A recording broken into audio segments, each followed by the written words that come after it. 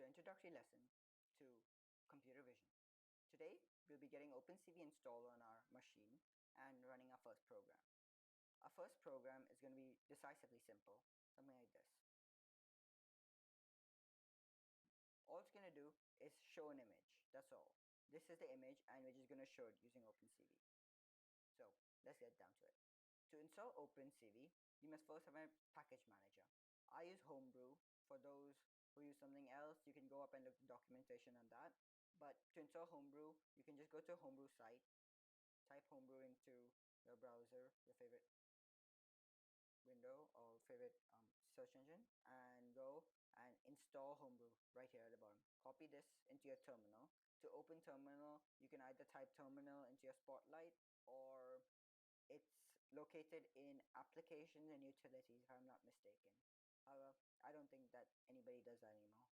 So you can just run this. Alright. So when you have Homebrew installed, the next step is very simple. All you have to do is type brew install OpenCV and press enter. That's it. Once you just let Homebrew run, and once it's finished, you'll have OpenCV installed and ready to run and ready to use on your computer. Alright. The next thing you have to do is go and install Xcode, because Xcode holds all of the C++ libraries and all the information you need to make C++ code, which will be coding OpenCV in. To do that, just download Xcode and install Xcode from your app store, and that can be found anywhere. That's if you're using a Mac. If you're using Linux, don't worry about it. The next thing you'll be doing is making your file where you want to make your code. Open your favorite text editor, and let's go and save this file first. So go to your place you want to save this file and name it what you want. I'm going to call it cv2.cpp. It's important to have cpp because that's what the compiler is going to use. So just go and install it. Now we can get down to the coding. The first line we're going to write is hash include cv.h. What this does is it includes all of the important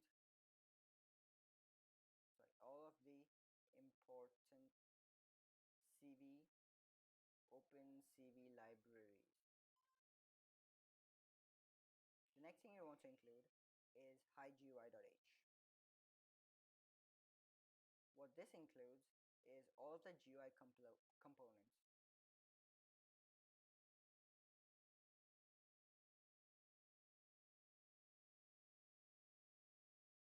Like the window and the scroll bars, etc. Hopefully you can see this a little better. Now what we want to do is make our main function. This is where the program is going to start running from. So just type this exactly for the way it is. Int argc car ** argv. What this does is when you run the code, so say suppose we're running the CV1 which we're going to be running, then all of the extra information we give it will be stored in these two parameters. The argc stores a number of extra parameters we're giving it, and argv stores the parameters itself. So once you're done with that, the next step would be to go and make your image structure. This is an IPL image pointer. What this does is it takes an image and it stores it in the structure. So let me just finish the code. cv load image,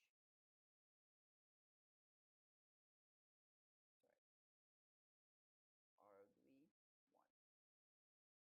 So what we'll be doing is, when this function right here takes the name of an image, which we'll be passing it through using the arguments which I just talked about right here, the parameter right here, and it'll load it into an image file. This image file is called IPL image. IPL stands for Intel Processing Library.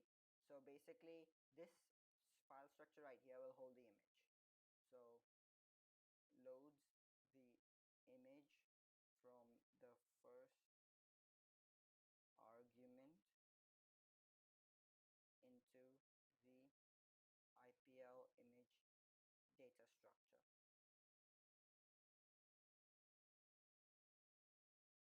All right. So the next step is to make our window. So this function for that is CV named window. What this does is goes and makes a window with the name which you give it. So we're just going to call this a viewer. So yeah, so it's CV named window viewer. So the name of the window will be viewer. Next step is to show the image. And that's done pretty easily. CV show image.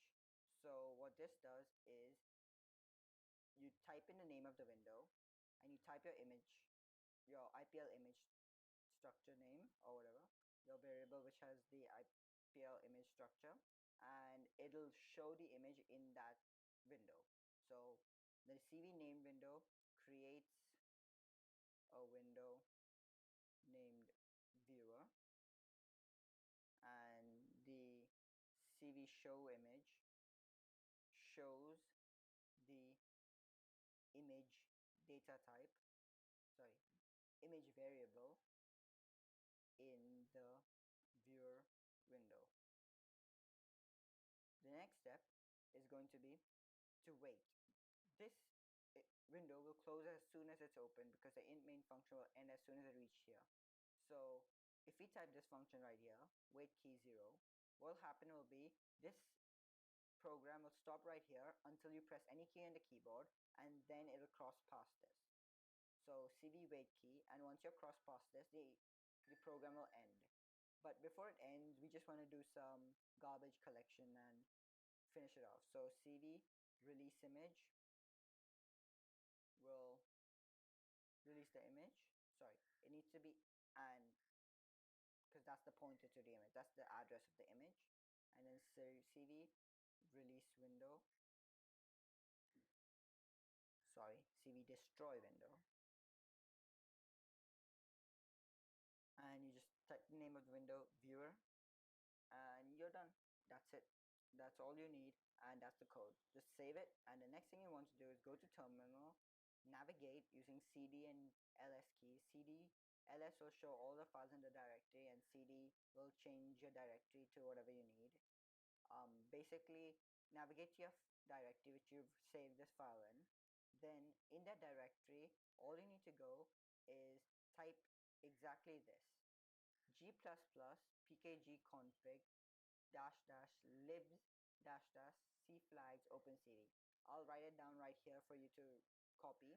And basically what you do is you type the name of the final file you want, and you type the name of your C++ file. So CV2 for your yeah.